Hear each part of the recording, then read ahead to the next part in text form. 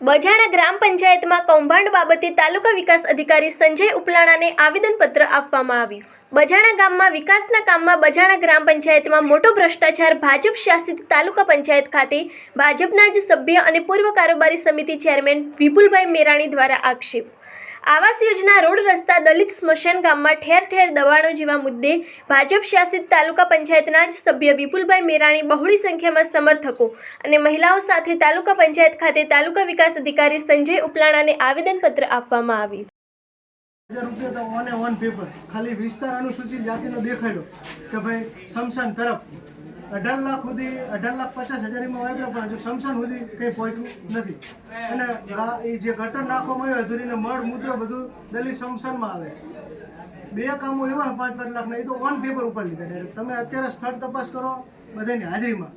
અમારા ગ્રામ પંચાયત શ્રી સભ્યશ્રી અને સરપંચશ્રીએ 3.5 લાખની ગ્રાન્ટ લીધી છે, પણ એમાં કોઈ વિસ્તારમાં અમારા પાસ નથી થયેલું અને આજ સુધી અમે અહીં એમના ઊભા છીએ। મારું નામ કાળુભાઈ જગાભાઈ, બજાણાનો વતની છું, બરાબર। આ ગટર ખુલ્લી નાખીને જતા રહ્યા છે। વારંવાર તાલુકા પંચાયતમાં રજૂઆત કરવા છતાં કોઈ ધ્યાન આપતું નથી। કોન્ટ્રાક્ટરને પણ રજૂઆત કરેલી છે, બરાબર, કોઈ ધ્યાન આપતા નથી। છેલ્લા હે ને અને પૂરેપૂરી ગ્રાન્ટ ઉપાડી લીધેલી છે આ લોકોએ, અધૂરું કામ કરે અને કામ અધૂરું મૂકીને જીયા બધું। અમારું મકાન 2019 સાલમાં મંજૂર થઈને આવેલું એ પંચાયત દ્વારા રદ કરાવી નાખ્યું છે।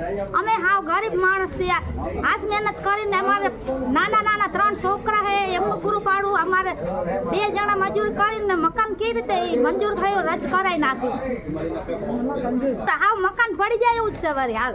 બરોબર, અમારે સમજાવવાની જાત્રામાં જવું હોય તો પણ અમારે પગ બગડ્યો છે, કોઈને હાલી શકે એવું છે નહીં। ગટર લાઈન અમારે નથી, એટલે અમારે આજ સુધી કોઈ કામ અમારે બજાણામાં થયું નથી, એટલે કામ બ્લોક નાખેલું નથી। એટલે આ તમને કેવી આજની તમારી મૂળ રજૂઆત શું હતી, શેના માટે તમે આવ્યા હતા આજે? બસ આ ગટર લાઈનનું કરવા માટે ને અમારા ગામમાં ચાહે તમે જુઓ ને નથી, સમસાન જાત્રામાં જાય એવું નથી, હાલે એવું નથી, આંગણામાં નથી જાય। રજૂઆત લઈને આવે અને ટીડીઓ શ્રીને અમે આવેદનપત્રક પણ 200 જણાની સહી સાથે આપેલ છે।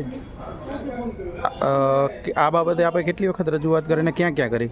આ બાબતે અનેક વાર રજૂઆત કરી છે, લેખિત મૌખિક છેલ્લા 1 જ વર્ષથી રજૂઆત કરેલ છે। વિકાસ કમિશનરશ્રીને, વિકાસ કમિશનર સાહેબશ્રીએ જિલ્લા વિકાસ અધિકારીને પત્ર પાઠવેલો।